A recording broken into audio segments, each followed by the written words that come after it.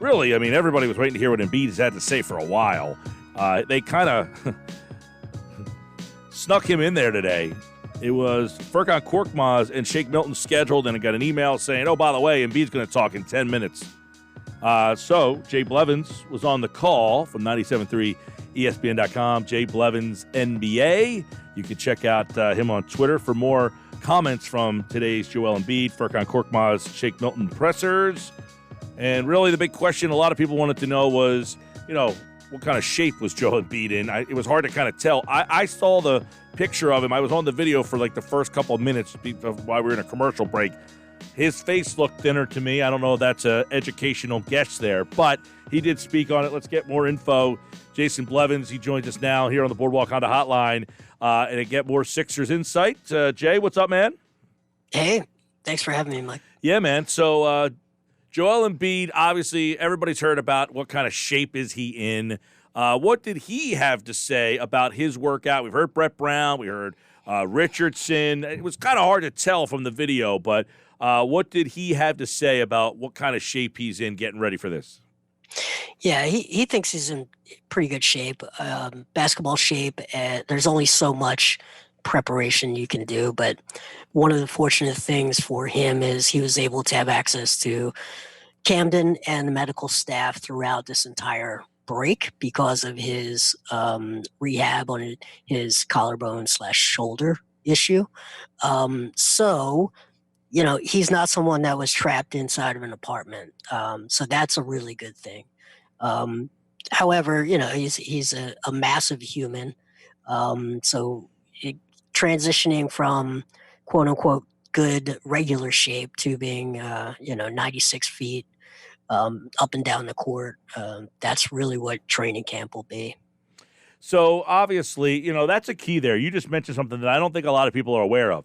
Was that he was allowed to go to Campton. So he has been allowed to kind of get out of the building. There's a lot of these players who said they haven't even picked up a basketball. That is not the case with Joel Embiid, and that's why I think there's a good reason to think that he probably is in better shape than he has been in the past. Yeah, I agree. He wasn't taking the sort of physical pounding of post play for these last 4 months, but he had access to just all the best care, the weight room, the chef. I think is important, especially for him, managing his diet and then just consistently being able to rehab and maintain. I think it's huge, and we'll see. Brett's goal for him once we get to the playoffs, not this first 8 games, but once we get to the playoffs, is 38 minutes a game from Joel, and that's a solid 6 minutes to 8 minutes more than really has been expected of him throughout any regular season game of his career. You're seeing players now opt out of playing in the bubble in Orlando. How open was Embiid on how he felt about playing in this type of environment? Yeah, so he's not excited about it. He made a very specific comment that he was not thrilled, but he does not want to let his teammates or his city down. He walked into this press conference this morning and he was a bit subdued, and he opened up near the end, but you can tell he's quite concerned about the safety and health of the players. He brought up a few times that, all he's ever going to do is go right back to his hotel room and play video games. And he expressed some concern that other players were going to sort of try to escape the bubble or press the limits and maybe not be as careful as he will. So, I actually finished up the press conference with a pretty tough question about that. The downsides of his sort of homebody nature can sometimes hurt from a team chemistry standpoint, and he opened up a little bit about that. But he's just, you can tell he's not thrilled. He sees there's a lot of risk in this experiment, but he's not going to be the reason that the Sixers don't have a chance for a championship.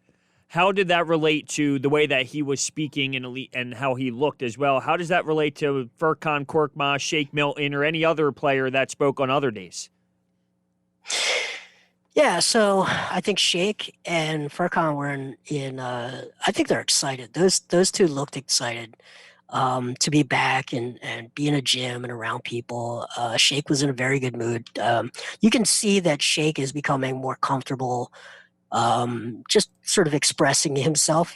I've covered Shake in the G League and with the Sixers really since his first training camp. I think he was my first one-on-one interview at the beginning of 2018's training camp. So I see him a lot, and I think he's really opening up.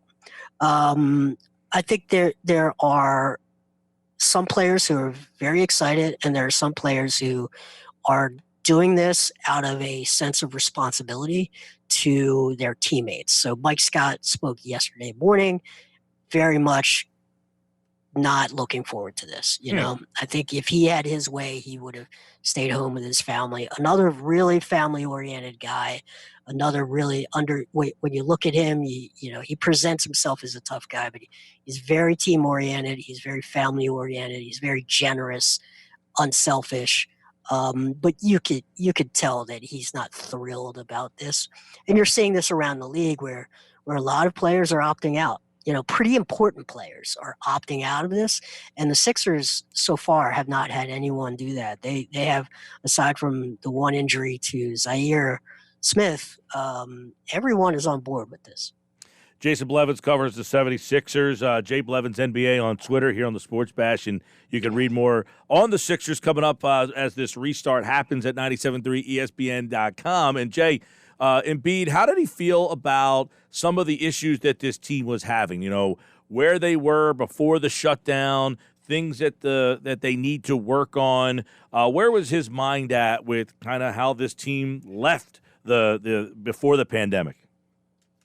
Yeah, so he's used the same word a few times. I need to be more assertive when I need the ball.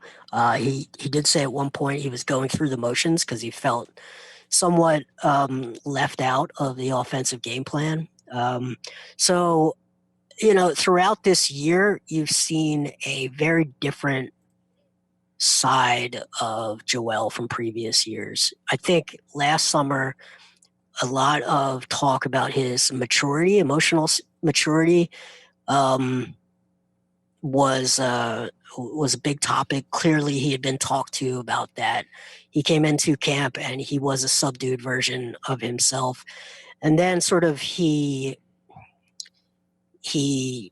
let that out in that fight with Karl Anthony Towns for a moment, and he felt that crowd sort of behind him.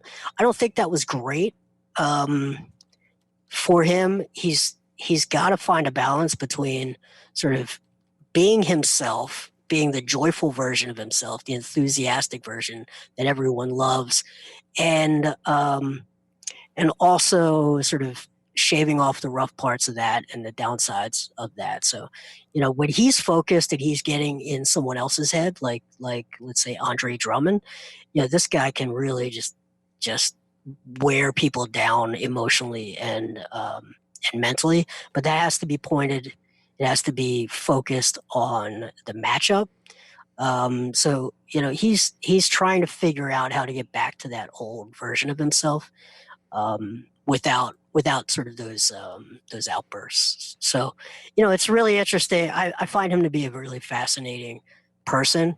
Just his life story and this sort of public side where he's a very funny person. He's great on social media, and then off camera, off the floor, he's a very introverted person. He's a very quiet, reserved person. So he's an interesting guy, and I think he's still trying. He's still just 26, just turned 26, and he's trying to figure that out. What is he really as a person? So I think it's a learning process for him.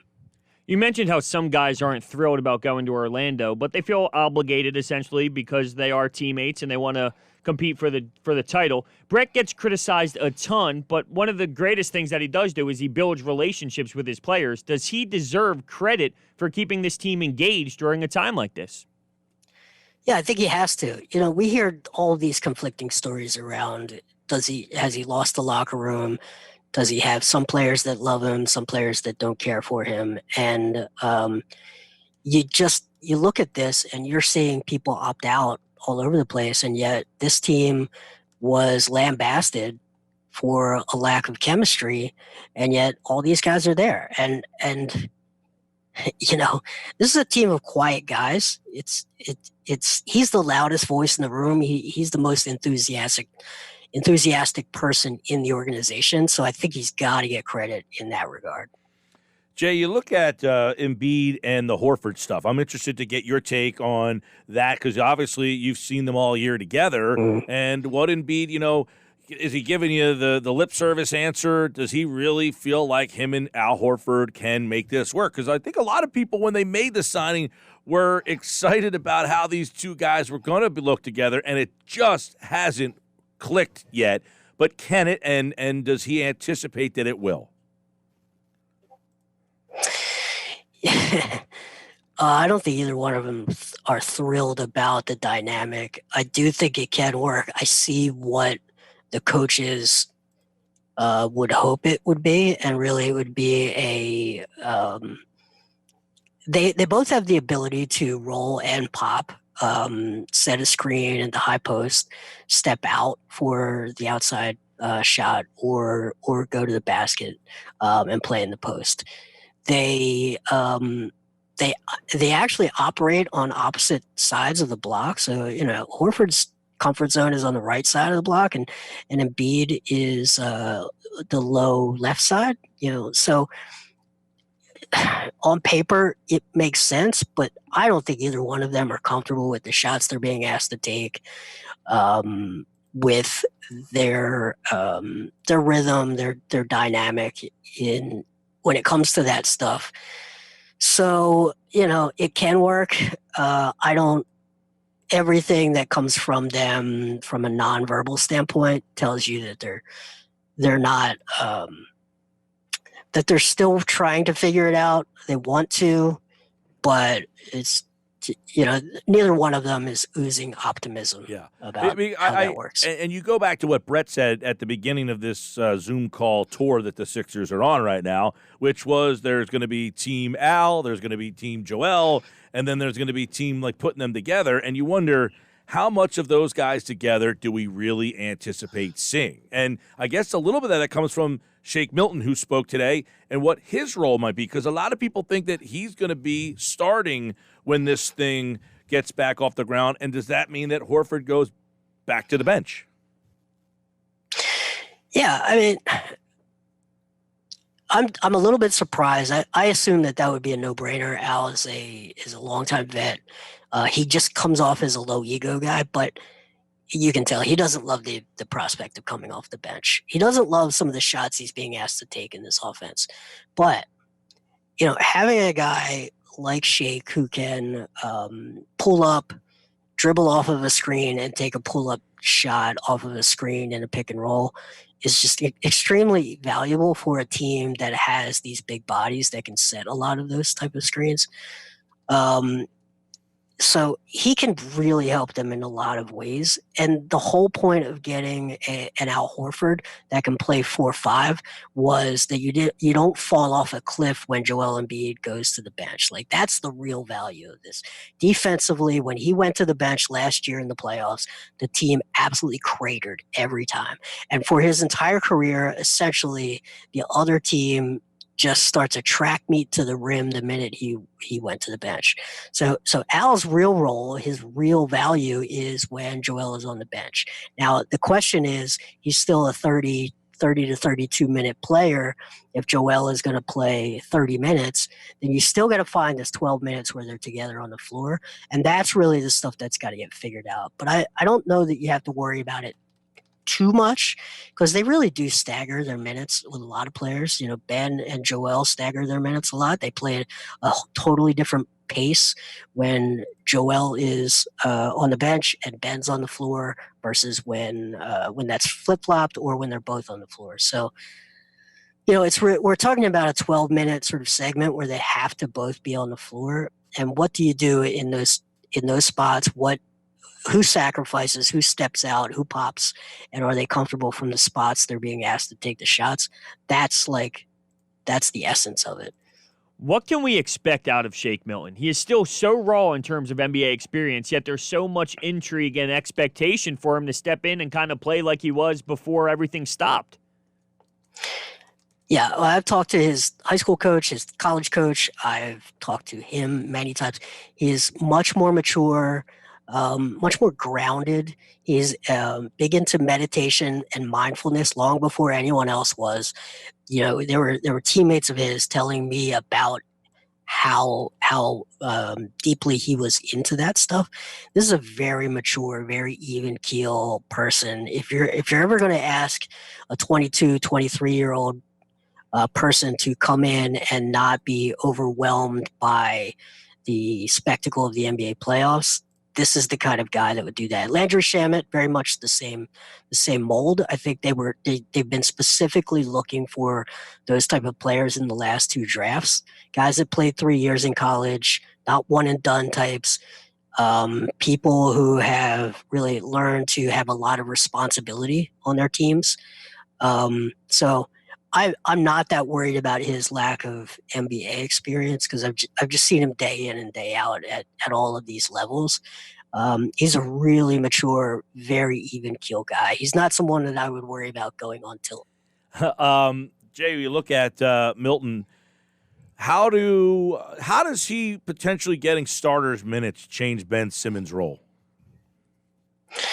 Well, it allows Ben to be utilized in a variety of ways, which is really his strength, right? So the reason that Ben Simmons was such a obvious number one pick in that draft and why he's such an intriguing talent is he's a 6'10" player who is one of the three fastest players with the ball in his hands in the open court, and can also, has an elite level handle.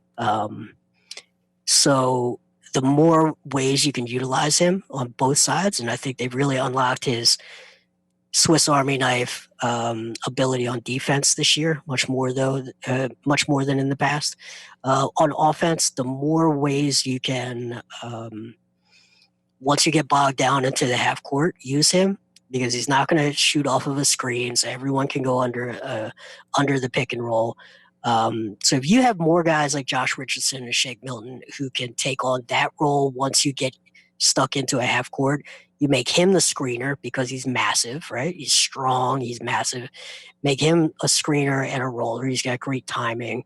It just unlocks a lot of potential ways to use him. So, he's still 2-3 years from the final version of him.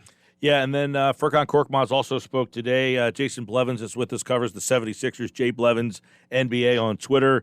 I look at Furkan and find him to be interesting. Does he have normal minutes that he had in the regular season? Do those minutes go down? Does it fluctuate night to night? I mean, he's a guy who can shoot it. He's one of the few guys they have. They brought Prokhorov in. He can shoot it as well. Does he cut into Furkan's minutes? Are they competing with each other? I find that Furkan, his role to be a very intriguing one moving forward. How important is he to this team's success? I think the way I read this is they're going to ride the hot hand. There's going to be a lot of ugly play when they resume this with so many weeks off.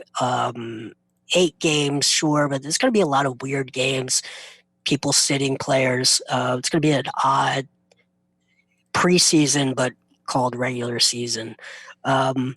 So I think what they're going to try to do is they're going to package a bunch of outside shooters, Prokhorov, Korkmaz, Mike Scott, and if one of them gets hot on a given night, they're going to stay in there and play minutes. And Korkmaz is choice number one, I think, because he knows the offense really well. He can do some things with the ball in his hands, and he's actually really improved defensively throughout this year. So he's going to be option one, but if he's going through one of those 1-for-7 nights, they're going to try to see if Brokoff can come in and knock down some shots. And then Mike Scott, who might be in the doghouse a little bit right now, hopefully he's in shape. He is able to get some of those rhythm issues that he had this season behind him and start knocking down three-pointers again. He was at 40% three-point shooter for his career, but this year it just was not. Nothing felt natural or organic with him. It's interesting you bring up Furkan Korkmaz's defense, because that's the thing that scares me the most when it comes to these half-court sets, the slowed-down game. Teams can totally get the switch they want and constantly abuse him. If he's not going to be able to score on the other side, do you think, overall, you mentioned that you think his defense did get better. Do you think his defense is good enough now to at least keep him out on the floor if he's just having an average run for his limited minutes? Yeah, I do. I think what they learned last year was they want to. They 2 years ago, they know that teams were hunting their worst defender, getting them in an isolation situation, and sort of exploiting that. JJ Redick got hunted quite a bit. Bellinelli the year before that got hunted quite a bit.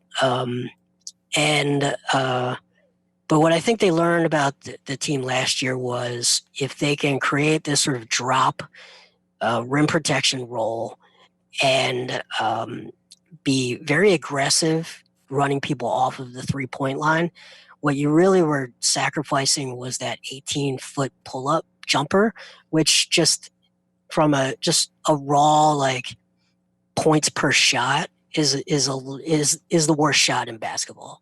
So I think they create these layers into their defense, and they create a soft zone that is very tempting for a basketball player to pull up and shoot that. And obviously Kawhi Leonard was very capable of making those shots at a 60% clip, but if you go to the series before that with the Nets, they basically employed a game plan with Russell, D'Angelo Russell, where he's hitting 38 to 42% of those shots, and now that's just poison for the other team. So I think they can get away with it. I think they've learned to mix their pick and roll coverages up so that some of their weaker guys, as far as lateral foot speed, don't get exploited quite as easily. So I think they can. I think he's gained just enough of that to not be a complete liability. Jason Blevins covering the 76ers. We're going to hear more from him as we get ready to get down to the bubble. He'll have plenty more on this team as they head down to Orlando, get ready for their 8-game slate, and then, of course, the NBA play. Let me ask you, is there any preference of seeding without home court? Does it matter? 6, 4, 5, 4? I don't think they can get to 3. That would be pretty Boston would really have to fall on their face. But 4, 5, 6, do you have any preference? Does it matter? Is there a matchup that's better? Or at this point, it just being in this environment doesn't matter? I think as odd as it may sound, I think the Celtics might be their best bet for a first round matchup because they know each other so well. They have an axe to grind. They don't need a crowd to manufacture the energy to go against that group. And I think the advantage is really flipped from a matchup standpoint last summer between these two teams. So I think that this team really has to get over that second round hump from a chemistry standpoint. I think you'll see. I'm pretty confident that they will get through a first round series. The second round, they'll be tested. Do they stay together as a team or do they fracture? And if they get over that hump, they are a really dangerous team in the playoffs. So first round, I think the Celtics, I think Indiana is now really, really hurting because they potentially will be without Oladipo or, the former Rookie of the Year, Malcolm Brogdon. So they're vulnerable, but Indiana really gives them a tough time. So, ideally, I think the Celtics will allow them to gel as a team and have a common enemy that they can focus on. All right, Jay. All right, man. Well, we're looking forward to the start of the season and more of your insight. Jay Blevins, NBA. Awesome. Jay, take care. Thanks, Mike. All right. He, like August, appeared via the Boardwalk Honda Hotline. He's been on the beat for a while. It's good to have him on our team with us, covering the 76ers moving forward. You'll have more on the website from Jay Blevins, Kevin McCormick. Both those guys have the Sixers covered.